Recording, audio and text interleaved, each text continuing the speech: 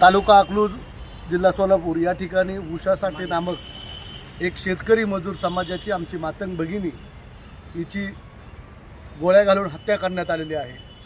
ज्या शेतकऱ्याच्या शेतामध्ये ती काम करत होती त्याच शेतकऱ्यांच्या पोराने त्या नराधमांनी त्या बिचाऱ्या आमच्या मातंग समाजाच्या भगिनीला गोळ्या घालून जाग्यावर ठार केलेला आहे। शेतमजूर बाईंना काही थोडीशी चूक झाली असेल, परंतु या थोड्याशा चुकीच्या बदल्यात जर तिचा जीव घेणं हे अत्यंत चुकीचं आहे। मी स्वतः तिथले जे अकलूजचे जे PI आहेत उबाळे साहेब यांच्याशी कॉन्टॅक्ट केलेला आहे, तर त्या उबाळे साहेबांनी सांगितलेलं आहे की आरोपीला पकडलेला आहे, परंतु आरोपीला पकडून चालणार नाही, कारण ज्या आरोपीनं गोळ्या घातल्या त्या आरोपीची बंदूक कोणाची होती हे विचारल्यानंतर त्या मला अधिकाऱ्यानं सांगितलं की सदर बंदूक ही त्याच्या वडिलाची होती।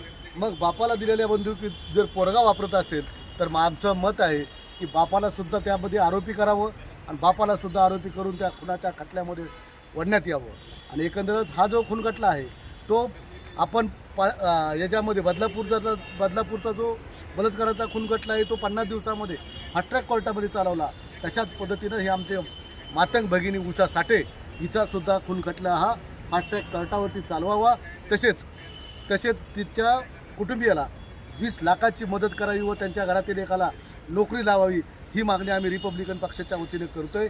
आणि 1-2 दिवसामध्येच रिपब्लिकन पक्षाचे या जिल्हाधिकाऱ्यांच्या समोर एक गृहमंत्र्याचं या महाराष्ट्राच्या गृहमंत्री देवेंद्र फडणवीस यांचं लक्ष वेधण्याकरता आम्ही लक्षवेधी आंदोलन करणार आहे, एवढं मात्र निश्चितच। आणि लवकरच रिपब्लिकन पक्षाचं शिष्टमंडळ हे त्या उषा साठे यांच्या कुटुंबियाला भेटून त्यांना सहानुभूती देईल आणि त्याच्या जे काही पक्षाच्या वतीनं होईल ते मदत आम्ही सर्वतोपरी करण्याचा प्रयत्न करू।